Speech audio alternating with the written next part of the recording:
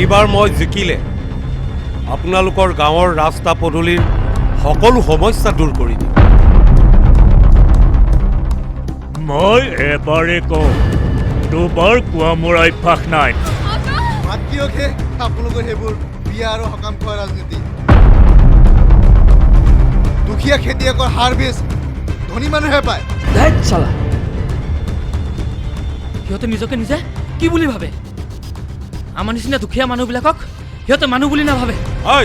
তই কোন হয়? এই তহঁতৰ নিচিনা চিন্তাধাৰা মানুহৰ বাবে আজিও আমাৰ সমাজত হিন্দু মুছলমানৰ ৰাজনীতি চলি আছে। একদম চৰিয়াই দিম। তাৰ বাহিৰে আপোনালোকেনো আৰু কি কৰিব পাৰিব? এয়াহে এজন প্ৰতিনিধিৰ চৰিত্ৰ। একদম মাৰি দিম, তোক এতিয়াই উঠাই লৈ যাম।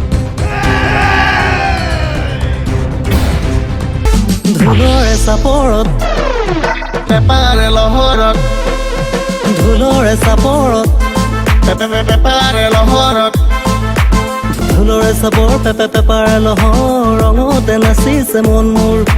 বিহুৰে বতৰ মইতো পোৱা নাই খবৰ, মূৰতে উঠিছে খং মোৰ। তই ক'লেও নুশুন, বুজালেও নুবুজ, মিছাতেই লগাও জগৰ। ধুলৰে চাপৰ শুনি পেপাৰে লহৰ,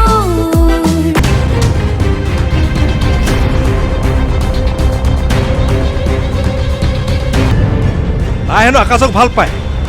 এই আকাশ, ইয়াৰ থাকিবলৈ এটুকুৰা মাটি নাই। পলাবলৈ চেষ্টা নকৰিবি। আজি তোক মোৰ হাতৰ পৰা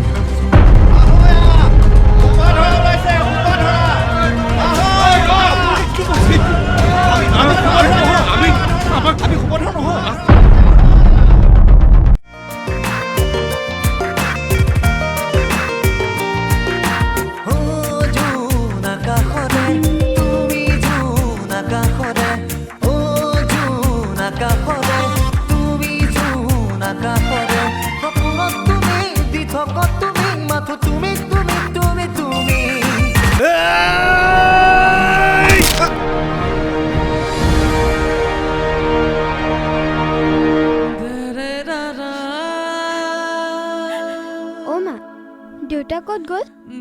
দেউতা ক'ত গ'ল মা? বৰ ভোক লাগিছে, কিবা এটা দিয়া না। অ' মা, তোলে বৰ মনত পৰিছে।